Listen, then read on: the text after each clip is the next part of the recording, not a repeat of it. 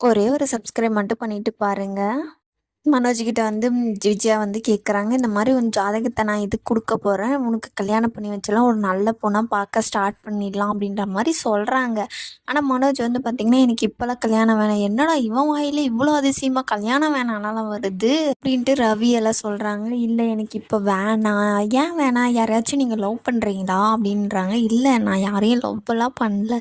அப்புறம் ஏன் வேணான்னு சொல்கிறீங்க? உங்களுக்கு யாரானா பிடிச்சிருக்கா? இந்த மாதிரியெல்லாம் பொண்ணு இருக்கும், நீங்கள் சொல்லுங்கள் என்ன மாதிரி பொண்ணு வேணும் அப்படின்னு சொல்லிட்டு எல்லோரும் கேட்குறாங்க. அதுக்கு முத்து இருந்துக்கிட்டு சொல்கிறாரு, என் பொண்டாட்டி மாதிரி ஒரு பொண்ணு இருந்தால் இந்த வீட்டுக்கு நல்லாவே இது இருக்கும் அப்படின்னு சொல்லிட்டு, மீனாவும் நல்ல பொண்ணாக இருக்கணும், குடும்பத்தை அனுசரித்து போகணும், பணம் இருந்தால் அதை மட்டும் யோசிக்காதீங்க, அதை தாண்டி மற்றது எல்லாமே இருக்குது அப்படின்ற மாதிரி சொல்கிறாங்க. அப்போ வந்து பார்த்திங்கன்னா, ஆமாம் என் பொண்டாட்டி மாதிரி ஒரு பொண்ணு இருந்தால் தான் உனக்கு நல்லா இருக்கும் அப்படின்ற மாதிரி ரவி வந்து சிரிப்பார். அதுக்கு ஸ்ருதி வந்து முறைக்கும், நானும் சொல்லலாம் தான் இருந்தேன் என் பொண்டாட்டி மாதிரி, நீயும் அண்ணி மாதிரி குட் பர்சன் தானே அப்படின்னு சொல்கிறேன். ஆமாம் அப்படின்னு சொல்லிட்டு அவங்க வந்து கலாய்ச்சிட்ருவாங்க. அதுக்கப்புறம் இல்லை எனக்கு இப்போ கல்யாணம்லாம் வேணாம், எனக்கு நிறைய கமிட்மெண்ட்ஸ் இருக்குது, நான் அதை பார்க்கணும் அப்படின்றாங்க. என்ன கமிட்மெண்ட்ஸ்ரா அப்படின்னு சொல்லிட்டு கேட்கும்போது, எனக்கு கடையை வந்து கொஞ்சம் பெருசு பண்ணணும், கடைக்காக நான் இன்னும் நிறைய பண்ண வேண்டியது இருக்குது அப்படின்ற மாதிரிலாம் சொல்கிறாரு. அது அப்புறமா கூட பண்ணிக்கோ மனோஜ், இப்போ கல்யாணம் பண்ணிக்கோ, இன்னும் டைவர்ஸ் கிடைக்கல இல்லைம்மா, அது கிடைக்கட்டும் பார்த்துக்கலாம் அப்படின்ற மாதிரி சொல்கிறாங்க. அது கிடைக்கும் போது கிடைக்கட்டும்டா, அதுக்குள்ளே பொண்ணு பார்த்து வச்சிருவோம் அப்படின்னு சொல்லிட்டு சொல்கிறாங்க. இல்லை எனக்கு இப்போ வேணவே வேணான்னு சொல்லிட்டு அங்கேருந்து கிளம்பி போயிடுவார்.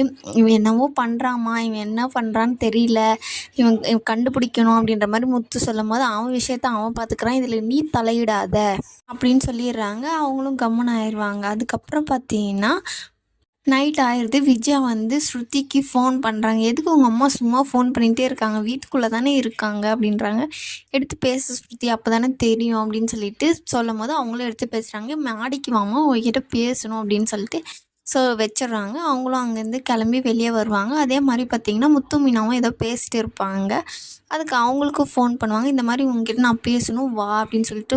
அத்தை முதல் முறையாக என்னை கூப்பிட்ருக்காங்க, ஐயோ என்னன்னு தெரியலையே அப்படின்னு சொல்லிட்டு வெளியே வருவாங்க. ஸ்ருதியும் வந்த பின்னாடி அத்தை என்னை கூப்பிட்டாங்க, என்னையும் கூப்பிட்டாங்க, ஏன் என்னன்னு தெரியல, வாங்க போய் பார்ப்போம் அப்படின்னு சொல்லிட்டு அவங்க 2 பேருமே அங்கேருந்து கிளம்பி போவாங்க. அப்புறம் பார்த்திங்கன்னா, என்ன அத்தை வேணும், காஃபி வேணுமா, அது கேட்டிருக்கலாமே, என்னவே கேட்டிருக்கலாமே, அது எதுக்கு ஸ்ருதி, உன்னை ஒன்று நான் வேலை வாங்குறதுக்காக இங்கே கூப்பிடலடி, உங்களுக்கு 2 பேருக்கும் ஒரு வேலை சொல்லணும். என்ன வேலை?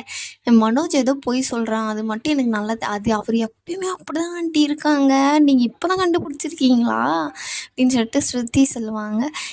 ஐயோ ஸ்ருதி கொஞ்ச நேரம் அமைதியாக இருங்க அப்படின்னு சொல்லிட்டு மீனா சொல்லணும் பின்னாடி, அது ஒன்றும் இல்லை, அவன் பொய் சொல்கிறான், இதுக்கு முன்னாடி அவன் நைட்டு இவ்வளோ லேட்டாக வரமாட்டான், ஒரு நாள் வரவே மாட்டேன்றான், அவன் ஏதோ பண்ணுறான் அப்படின்றாங்க. கடையில் ஏதாச்சும் வேலை இருக்கும், இல்லை அந்த பார்லருக்காரி கூட தான் அவன் சுற்றிட்டு இருக்கான், எனக்கு நல்லாவே தெரியுது, நீங்கள் 2 பேரும் இதை கண்டுபிடிச்சி சொல்லணும், என்னதான் நினச்சிட்டு இருக்கீங்க ஆண்டி, நாங்கள் என்ன இதா அப்படின்னு சொல்லிட்டு கேட்குறாங்க. அவங்களும் இருந்துட்டு, நீங்கள் தான் இதை செய்யணும், குடும்பத்துக்காக நீங்கள் தாண்டி இதை செஞ்சாகணும் அப்படின்ற மாதிரி சொல்கிறாங்க. சரி நாங்கள் செய்கிறோம், நீங்கள் எங்களுக்கு அதுக்காக காசு கொடுத்துருங்க அப்படின்றாங்க. என்னது காசா?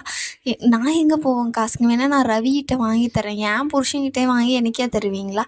ஒன்றும் வேணாம், உங்களுக்காக செஞ்சு தரோம், நீங்கள் நல்லதாக கண்டுபிடிச்சி என்கிட்ட சொல்லிடுங்கடி அப்படின்னு சொல்லிட்டு அவங்களும் வந்து சொல்கிறாங்க. சரி முதல் முறையாக ஆண்டி என்கிட்ட ஒரு வேலை சொல்லியிருக்காங்க, கண்டிப்பாக நான் இதை செய்யணும் அப்படின்னு சொல்லிட்டு மீனாவும் ஸ்ருதிக்கிட்ட வந்து சொல்லிட்டு இருக்காங்க. அதுக்கப்புறம் பார்த்திங்கன்னா மீனாவுக்கு வந்து இவர் முத்து ஃபோன் பண்ணுவார், இந்த மாதிரி கடை விஷயம், அந்த ரூம் ஒன்று பார்க்க போகணும் ஆஃபீஸு அப்படின்னு சொல்லிட்டு சொல்கிறாங்க.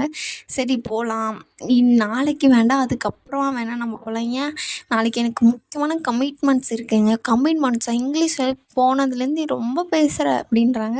ஏன் நீங்கள் கூட தான் பேசுகிறீங்க அப்படின்னு சொல்லிட்டு சொல்கிறாங்க.